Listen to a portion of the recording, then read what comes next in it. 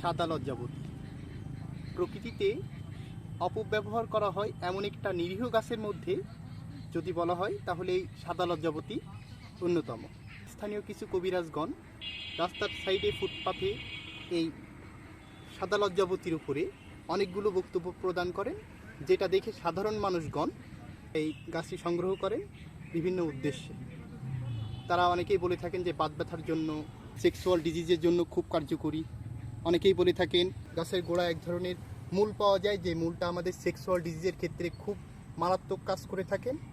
যদিও এই সমস্ত বক্তব্যের কোনো ভিত্তি পাওয়া যায় না, তারপরেও লজ্জাবতীর অনেক ঔষধি গুণাগুণ রয়েছে।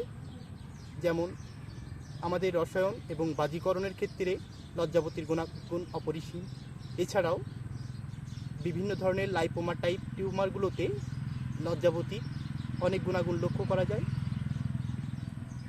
জ্বরনাশক হিসাবে, শরীরের অভ্যন্তরীণ এবং বাহ্যিক রক্তরোধক হিসাবে, অশ্ব পাইলসের ক্ষেত্রে, অ্যাজমা, শ্বাসকষ্ট ও মহিলা এবং পুরুষের মেহজনিত সমস্যার জন্য মানুষের ডিটক্সিন হিসাবে, এছাড়াও মানুষের শরীরের বিভিন্ন দুর্বলতার ক্ষেত্রে লজ্জাবতীর ব্যাপক ভূমিকা লক্ষ্য করা যায়।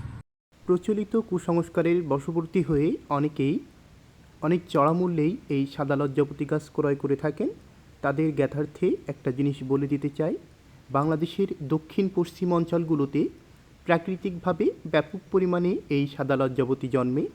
আপনাদের যদি কারোর সংগ্রহ করার ইচ্ছা হয় তাহলে সেই সমস্ত জায়গার স্থানীয় নার্সারিতে যোগাযোগ করবেন। খুবই স্বল্প মূল্যে আপনারা এই চারা বা গাছ সংগ্রহ করতে পারবেন। ধন্যবাদ সকলকে।